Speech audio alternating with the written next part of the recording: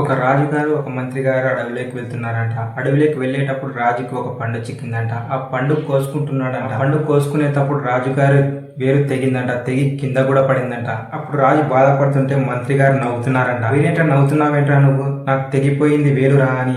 అప్పుడు మంత్రి, ఏమో రాజు, తెగిపోయింది వేలే కదా, ప్రాణం అయితే పోయేది కదా. విలువైన నిండు ప్రాణం మిగులుండడం ప్రధానం, దేహానికైన గాయం ఏ మందుతోనే మాయం అని మంత్రి అంటే రాజుగారికి ఒళ్ళు మండిందంట. అందుకు రాజుగారు మంత్రి తన్నింటే ఒక గొయ్యింటే గొయ్యిలో పడిపోయాడంట మంత్రి. అప్పుడు రాజుగారు అడిగాడంట, నువ్వు గోతిలో పడావు కదా, ఇప్పుడు నేను నవ్వుతా అని. నవ్వుకుంటూ రాజు అడవిలేకపోతున్నాడంట. మంత్రి ఏమో గొయ్యిలో ఉన్నాడు, రాజు నవ్వుకుంటూ అడవిలోకి వెళ్తున్నాడు. అడవిలో ఉన్న కొంతమంది అడవి మనుషులు పూజ చేయాలని, పూజలో నరబలి ఇవ్వాలని మనిషి కోసం వెతుకుతున్నారు.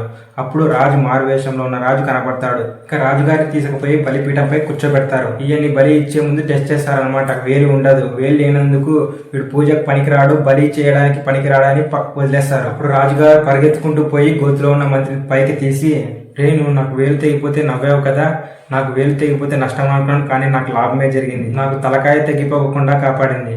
కానీ నాకు ఒక డౌట్ వచ్చిందిరా మంత్రి, నువ్వు గోతిలో ఉన్నావు కదరా, నీకేం లాభం జరిగిందా అని అన్నాడంట రాజు. రాజా, నువ్వు గోతిలో నేను తోయకుండా ఉండింటే, నేను గోతిలో పడకుండా ఉండింటే, ఇద్దరం కలిసి వెళ్ళింటే, నువ్వు పీఠం మీద నన్ను పీఠం మీద కూర్చోబెట్టింటే, నిన్ను టెస్ట్ చేసిన మాదిరిగా నన్ను టెస్ట్ చేసింటే, నీకు వేలు లేదు కాబట్టి నిన్ను విడిచేవారు, నాకు వేలు ఉంది కాబట్టి నేను ఫుల్ కండిషన్లో ఉండేవాడిని కాబట్టి నన్ను బలిచ్చేవారు. కాబట్టి వేలు తెగడం నీకు మంచిది అయితే నేను గోతిలో ఉండడం నాకు మంచిది. జీవితం అంతా మన మంచికే.